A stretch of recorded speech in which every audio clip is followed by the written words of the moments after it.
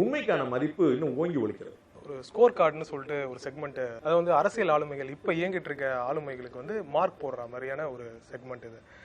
நான் உங்ககிட்ட ஆளுமைகளோட அந்த தலைவர்களோட பேர் சொல்றேன், தமிழக அரசியல் ஆளுமைகள் பேர் சொல்றேன். அவங்களுக்கு நீங்க 10க்கு எவ்வளவு மார்க் தருவீங்க? அவங்களோட செயலுக்கு மு.க. ஸ்டாலின் அவர்களுக்கு நீங்க எவ்வளவு மார்க் தருவீங்க? 10க்கு 10க்கு 10 தருவேன். டிடிவி தினகரன் அவர்களுக்கு? அவருக்கும் அதே 10 தான் கொடுப்பேன். எச் ராஜா அவர்களுக்கு எவ்வளவு மார்க் தருவீங்க? அவருக்கும் 10 தான் கொடுப்பேன். அவருக்கும் 10க்கு 10. ஏன் பண்ணிட்டே இருக்கிறேன், நீங்க எதெல்லாம் வச்சு ட்ரெண்ட் பண்ணுமோ பண்ணிட்டே இருங்க. தொல் திருமாவளவன் அவருக்கு 10க்கு 10.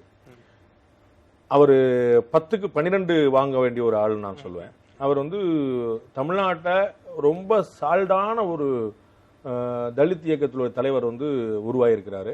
அவர் அந்த வட்டத்தை தாண்டிய பெரிய உயரம் தொடக்கூடிய வாய்ப்புள்ளவர். பல காரணங்களால் அவர் வந்து அடுத்த கட்டத்துக்கு அவர் வரல. ஆனால் வந்து ஒரு பக்குவம், ஒரு நிதானம், பல விஷயங்கள்ல அவர் எல்லா அரசியல் தலைவர்களையும் போல அவரும் கான்ட்ரவர்சியெல்லாம் உள்ளா இருந்தாலும் கூட அவர்கிட்ட பேசும்போது, அவர்கிட்ட பழகும்போது வந்து ஒரு பெரிய மெச்சூரிட்டி லெவல் தெரியுது. அதை வச்சு அவர் இன்னும் அடுத்த கட்டத்தை நகர முடியும். ஏதோ ஒரு என்ன ஓட்டம் அவரை தடுக்குதோன்னு எனக்கு ஒரு பெரிய வியப்பு இருக்கு. அவர் வந்து நிச்சயமாக ஒரு 3வது பெரிய தலைவராக உருவாக முடியும். தேர்ட் ஆல்டர்னேட்டிவ் நம்ம எல்லாம் சொல்லிட்டு இருக்கோம். அது மாதிரி ஒரு நபராக, ஒரு ஆளுமையாக உருவாக முடியும். எது அவரை தடுக்குதுங்கிற எனக்கு பெரிய வியப்பு ஏற்படுத்து. அன்புமணி ராமதாஸ் அதே 10க்கு 10. சீமான் 10க்கு 10. நான் கூட 10க்கு 10 நான் சொல்ல மறந்துட்டேன். திரு கமலஹாசனுக்கு அவருக்கும் 10க்கு 10. பெரிய தியாகம் நான் நினைக்கிறேன். ரஜினிகாந்த் அவர்கள், அவர் அரசியலுக்கு இன்னும் கட்சி ஆரம்பிச்சு வரல. ரஜினிகாந்த் அவர்கள் 10க்கு 10. எந்த சந்தேகம்